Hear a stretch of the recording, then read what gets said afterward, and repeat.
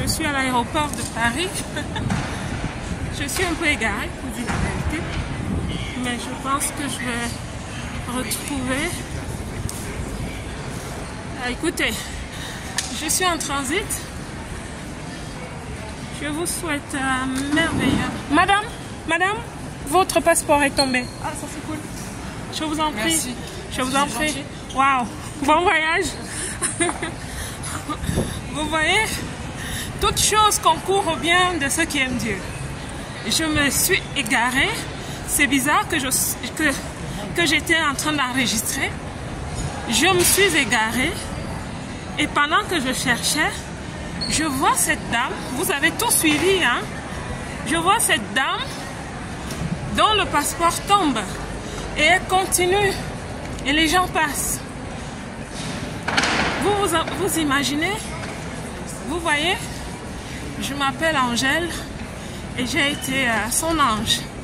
Écoutez, il faut que je file. Bon week-end à tout le monde. Ben, je voulais vous parler en fait.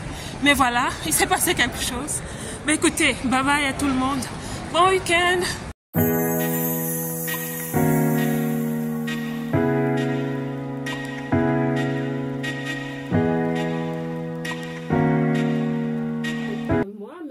Mon humble mission, obligée de me lever et de parler à la femme qui vit dans la diaspora. On va me dire, mais c'est une femme adulte.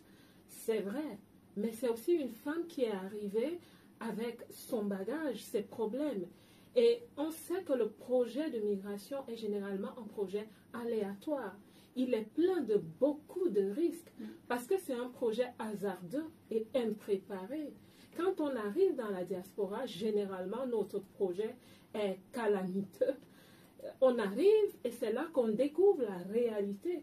On tombe dans la désillusion. On a des chocs psychologiques. On a des chocs culturels. On a des chocs. Elle a parlé tout à l'heure de la langue. Ça fait partie du choc culturel.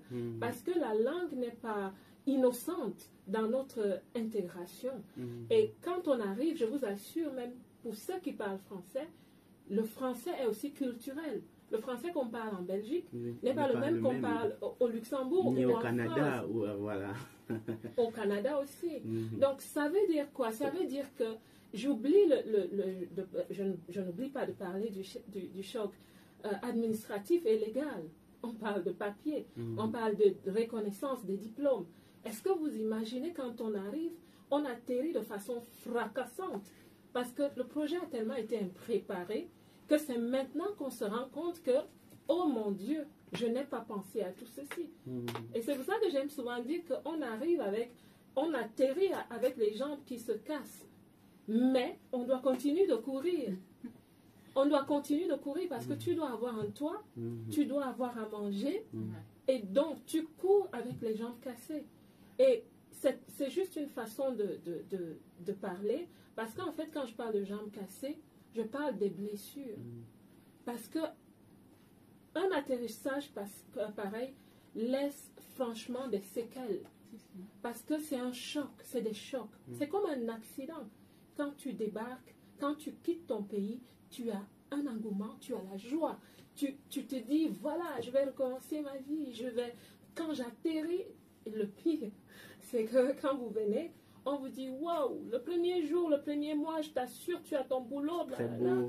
Mais tu arrives, tu te retrouves dans une famille, malheureusement, je dois le dire, où on prend tes documents et on te dit, en fait, ma belle, tu vas aider à garder les enfants.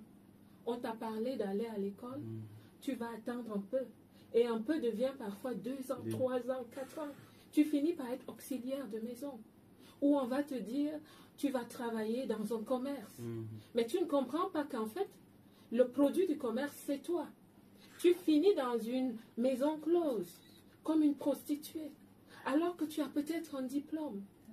Et donc, je ne cite que cela pour dire que la femme qui est arrivée, surtout comme immigrée, parce qu'on arrive comme étudiante ou comme expatriée, réfugiée. Voilà. Mais quand on arrive comme ça, moi je suis arrivée comme immigrée. Je sais de quoi je parle. Ça fait 23 ans que je suis là. J'ai connu les hauts et les bas. J'ai même connu les bassesses de la vie ici. Et un jour, je me suis dit, ça ne peut pas continuer comme ça. Par la grâce de Dieu, j'ai trouvé mon chemin. J'ai guéri de mes blessures. Et j'ai pris ma vie en main. J'ai compris quel était mon potentiel. Je me suis développé des compétences adaptées. Parce que dans les problèmes que nous avons aussi que nos compétences ne sont plus adaptées. Parce qu'avec toutes les blessures, on a un dépérissement de compétences, de capacités, de potentiel. Parfois, tu ne sais plus répondre à la question de savoir qui suis-je. Tu ne sais plus qui tu es. Tout à fait. Sans compter la question de savoir qui suis-je devenu. Comment tu vas t'insérer? Comment tu vas réussir?